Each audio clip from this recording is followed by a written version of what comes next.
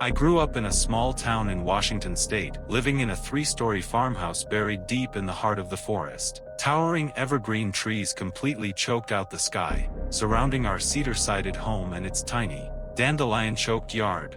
To get to our mailbox or the nearest paved road, you had to brave a long, half-mile gravel driveway. And being Washington, the sky was perpetually gray. It rained constantly. Starting in elementary school, I was allowed to stay home alone. My younger siblings spent their evenings in daycare to save my parents money, leaving me to navigate the emptiness of that massive house. I was lonely, but I learned to adapt. I became a voracious reader, and by the 3rd grade, I had brute-forced the parental passcode to our satellite TV. Instead of cartoons, I devoured documentaries on the paranormal. I learned all about poltergeists, discovering that they supposedly center themselves around households with emotionally volatile adolescents. Suddenly, every unexplained bump in the night had a terrifying explanation. And things did happen. Single plates would randomly shatter while safely shut away inside closed cupboards. Heavy footsteps echoed upstairs in the dead of night. Strange lights flashed far out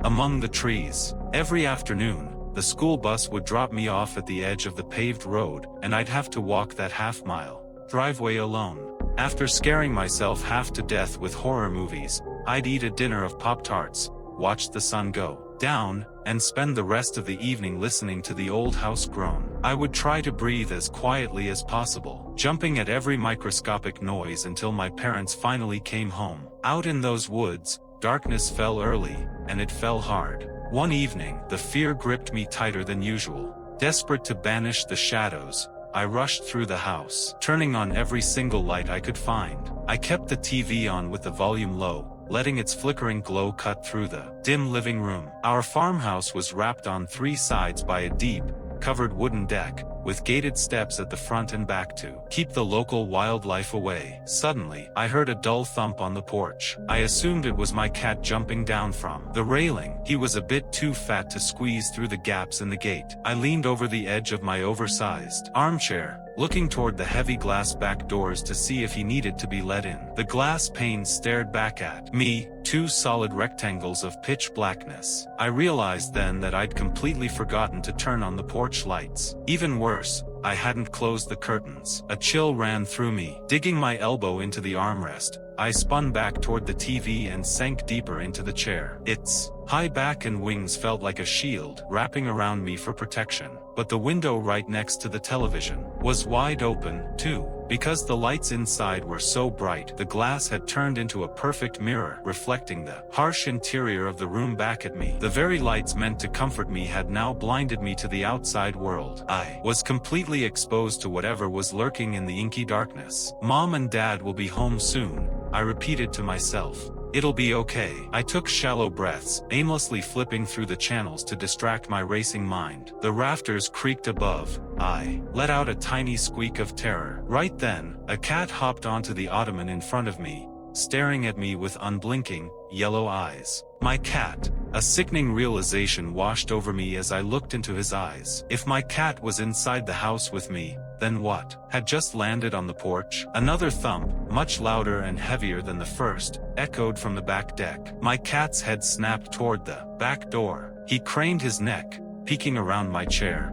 staring intently at the dark glass doors. The doorknob began to rattle. I froze, turning into solid marble. The lock wiggled gently at first, and then with violent force. Thank God, it was locked. My cat began to tremble. I couldn't move. All I could do was lock eyes with my terrified pet, desperately searching his yellow pupils for any reflection of what was on the other side of that wood. Rattle, rattle, thump, thump, thump. The entire door began to shake violently within its frame. Forward and back, it slammed repeatedly. Slam, slam, slam. The rubber weather stripping swished furiously against the floor as an inhuman, desperate force pushed the locks to their absolute breaking point. Then, one final, heavy thud. An absolute silence. I felt a scream bubbling up in my throat and violently clapped both hands over my mouth. I was terrified that even the sound of my breath would draw its attention. I'm sorry, I'm sorry, I'm sorry. I prayed silently like a mantra, trying to calm my frantic brain, begging the entity to leave. But through the loud thumping of my own heartbeat, I heard it. Thump. Thump. Thump. Footsteps. Heavy, deliberate footsteps began to circle the wraparound deck. They moved slowly, finally coming to a halt directly in front of the wide window next to the TV. I don't believe in it. I don't believe in it, I whispered in my mind. I forced my wide, tear-filled eyes to stay locked on the television screen, though the images blurring past meant nothing to me. I tried to pretend the thing away. I tried to pretend I was alone. But because the window was a perfect mirror, there wasn't even a shadow visible on the glass. There was absolutely nothing to give away the shape or size of the monster standing right outside the pane. Minutes passed. It felt like hours. Finally, the sharp crackle of tires on the gravel driveway broke the silence. The bright, sweeping headlights of my parents' car illuminated the front window, cutting through the darkness. The deck was empty. I was alone. Growing up, being home alone was second nature to me. Because my grandparents lived overseas and were often ill, my parents had to travel frequently. My older siblings didn't get off work until hours after my school ended, so I actually grew to love the solitude of an empty house. It was my sanctuary. One Saturday, when I was 12, my parents left for the next city to attend an old friend's funeral. My brother had already moved out, and my sister was nowhere to be found. The entire day belonged to me. I was ecstatic. A whole day to myself meant blasting my music and spending endless hours on the computer. When my brother moved out, we had converted his bedroom, the last room at the very end of a long hallway, into a home office. That's where the computer sat. Since it was the era of dial-up internet, my parents had installed a second, dedicated phone line so I wouldn't tie up the main one. Eager to use what I proudly called my personal line, I ran into the office and called my friend who lived just a few streets over. She answered, visibly upset, crying about some drama with her boyfriend. Needing a distraction and someone to vent to, she told me she was heading over right away. I smiled, thinking to myself, girl talk means we need snacks. I darted out of the office to check the kitchen downstairs. But as I sprinted past the corner of the hallway, I froze. There she was. A pale, deathly white woman standing in the shadows, dressed entirely in black, her hair tightly wound into a severe bun. As I rushed past, her head tilted at an unnatural angle. I couldn't see her eyes, but a sickening feeling washed over me. I knew, deep down, that she was smiling. Chills shot down my spine, paralyzing me for a fraction of a second. I forced myself to shake it off, blaming it on an overactive imagination fueled by the empty house, and bolted down the stairs. I called my friend's house to see if she had left yet. No one picked up, so I knew she was on her way. Still, the air inside felt heavy. Unable to shake the unease, I grabbed my jacket and went to wait for her in the driveway. When she pulled up, she looked at me, confused. "What are you doing standing out here?" "Something really weird just happened," I replied, shivering slightly. "But I'll tell you over hot chocolate." Once inside, we shed our coats, made some white hot chocolate, and sat in the kitchen while she vented about her boyfriend. Later, remembering that her boyfriend and his friends were hanging out and had webcams, we decided to head up to the office to video chat with them. Upstairs, she was on the phone with him while I sat in the computer chair, setting up the webcam and typing to his friends. Suddenly, my friend went completely silent. She slowly turned away from me, her eyes locked onto the open doorway leading back into the dark hallway. "I have to call you back," she whispered into the phone, her voice trembling. She hung up. When she looked at me, the color had completely drained from her face. Her eyes were wide with sheer terror. "There's a woman standing in your hallway wearing a black dress," she whispered. My heart dropped into my stomach. Without looking out into the hallway, I lunged from my chair and slammed the office door shut, locking us inside. Panic flooded my brain as I frantically tried to remember if I had told her what I saw earlier. Did I mention that to you when you got here?" I stammered. "No," she breathed, terrified. "How was her hair?" I asked, my voice cracking. "In a bun."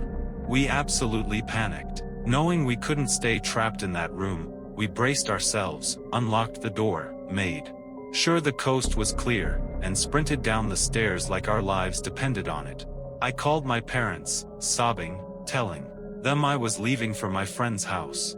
But they told me they were only minutes away and strictly forbade me from leaving.